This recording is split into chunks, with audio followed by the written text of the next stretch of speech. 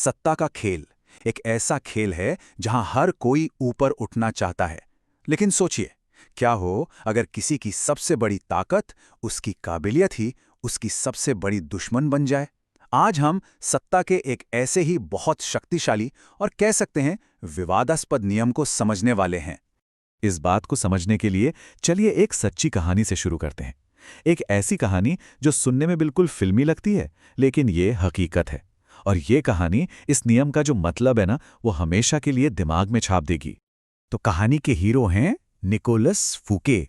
हम बात कर रहे हैं 17वीं सदी के फ्रांस की। उस वक्त के राजा लुई 14वें के ये सबसे काबिल और सबसे अमीर वित्त मंत्री थे। मतलब एक ऐसा इंसान जो अपनी ताकत और अपने रुतबे के बिल्कुल टॉप पर था। अब देखिए, फूके की एक ही बड़ी ख्वाहिश थी, राजा को इम्प्रेस करना। और उनका प्लान सिर्फ एक पार्टी देने का नहीं था। नहीं, वो अपनी वफादारी और अपनी जबरदस्त काबिलियत का एक ऐसा शो करना चाहते थे जो बस इतिहास के पन्नों में दर्ज हो जाए। और इसके लिए उन्होंने क्या किया?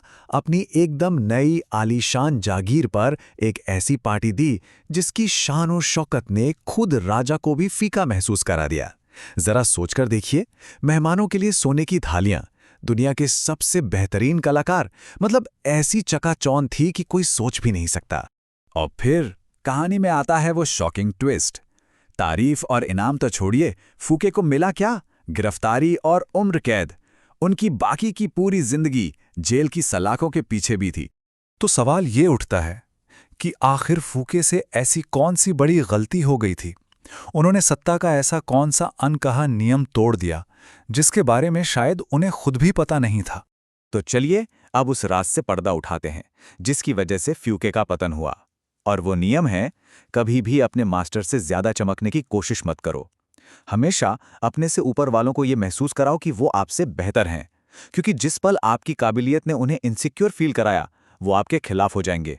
अच्छा, तो ये तो हुई बात कि क्या हुआ। अब जरा समझते हैं कि ऐसा क्यों हुआ। मतलब इस पावरफुल नियम के पीछे की साइकोलॉजी आखिर है क्या? ये जो बात है ना, ये बहुत गहरी है। दुनिया के जो सबसे कॉन्फिडेंट और पावरफुल दिखने वाले लीडर्स होते हैं, उनके अंदर भी कुछ गहरी इनसिक्योरिटीज होती हैं। उन्हें भी तारीफ चाहिए, उन्हें भी डर लगता है कि कहीं उनकी जगह कोई और ना ले ले और कोई दूसरा उनसे लाइमलाइट छीन ले। ये तो उन्हें बिल्कुल बर्दाश्त नहीं होता। और यही सबसे क्रूशल बात है। जब किसी की पावर को खतरा महसूस होता है ना, तो उनका रिएक्शन लॉजिक से नहीं, इमोशन से आता है। ये एक पूरी तरह से इमोशनल रिएक्शन होता है, रैशनल नहीं। तो मतलब साफ है, सिर्फ टैलेंटेड होना ही काफी नहीं है। पावर का जो गेम है ना, वो सिर्फ काबिलियत का नहीं है। ये परसेप्शन का, हायरार्की का और सबसे बढ़कर सामने वाले के ईगो को मैनेज करने का खेल है। ठीक है, थ्योरी तो बहुत हो गई। अब आते हैं प्रैक्टिकल बातों पर। इस नियम को अपनी रोजमर्रा की जिंदगी में स्मार्ट तरीके से कैसे इस्तेमाल किया जाए, वो भी बिना बेईमान बने। यहाँ एक बहुत बड़ी गलतफहमी दूर करनी जरूरी है। देखिए, इस नियम का मतलब बेवकूफ बनना या अपने स्किल्स को छुपाना बिल्कुल नहीं है। नहीं, ये तो स्मार्टनेस का खेल है। करना क्या है? अपनी कामयाबी का क्रेडिट ऊपर वालों को देना है, गलतियां निकालने की जगह सुझाव देने हैं, और कमजोर नहीं, विनम्र बनना है। चलिए इसको एक प्रॉपर एक्शन प्लान में तोड़ते हैं। स्टेप 1, काम आप करें, क्रेडिट बॉस को दें। स्टेप 2, गलतियां गिनाने की जगह प्यार से सुझाव दें। स्टेप 3, पब्लिक में हमेशा उनकी लीडरशिप की तारीफ करें। और स्टेप 4, अपना टैलेंट जरूर दिखाएं, लेकिन कभी भी उनके साथ सीधे कंपटीशन में ना आएं। और ये एक बेहतरीन उदाहरण है कि सही शब्दों का इस्तेमाल कितना बड़ा फर्क डाल सकता है।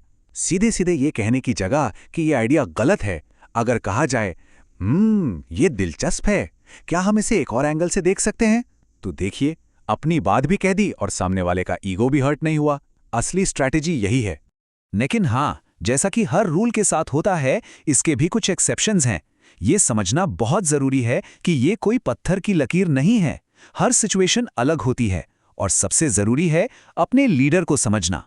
जरा इस टेबल को देखिए। अगर बॉस इनसिक्योर टाइप का है, जिसे हमेशा अपनी कुर्सी जाने का डर लगा रहता है, तो फिर इस नियम को सख्ती से फॉलो करना ही समझदारी है। लेकिन अगर बॉस एक सिक्योर और कॉन्फिडेंट लीडर है जो टैलेंटेड लोगों की टीम बनाना चाहता है, तो हो सकता है कि आपकी चमक आप दोनों को ही आगे ले जाए। लेकिन यहाँ एक चेतावनी भी है, और इसे ध्यान से सुनना होगा। ऐसे लीडर्स जो वाकई में सिक्योर होते हैं और दूसरों की तरक्की देखकर खुश होते हैं, वो बहुत बहुत रेयर होते हैं। इसलिए जब तक 100% पक्का न हो जाए, ये मानकर चलना ही सेफ है कि सावधानी बरतना बेहतर है। तो चलिए अब इस पूरी बातचीत को समेटते हैं और देखते हैं कि लॉन्ग टर्म में करियर के लिए ये नियम आखिर कितना मैटर करता है। ये एक बहुत बड़ी और कड़वी सच्चाई है। ज्यादातर करियर नाकाबिलियत की वजह से बर्बाद नहीं होते, वो ईगो क्लैश की वजह से बर्बाद होते हैं। लोगों के साथ रिश्ते संभालना और उनके ईगो को मैनेज करना उतना ही जरूरी है जितना कि अपना काम जानना। और ये सलाह खास तौर पर उन लोगों के लिए है जो अभी अपना करियर शुरू कर रहे हैं। ये बहुत कीमती है। चुपचाप सीखो, अकेले में अपनी स्किल्स को मजबूत करो, अपनी वैल्यूज सही टाइम पर सही तरीके से दिखाओ और हर किसी से आगे निकलने की जल्दी मत करो। याद रखिए, ये एक मैराथन है, कोई 100 मीटर की रेस नहीं। तो आखिर में सक्सेस का फॉर्मूला क्या है? वो इस सिंपल सी इक्वेशन में छिपा है। आपका talent plus ego management equals आपकी पावर में ग्रोथ। और आखिर में एक सवाल के साथ इस चर्चा को खत्म करते हैं। सिर्फ टैलेंटेड दिखना बेहतर है या असल में पावरफुल बनना? इस नियम का और शायद पावर के इस पूरे खेल का निचोड़ इसी एक सवाल में छिपा है। इस पर सोचिएगा जरूर।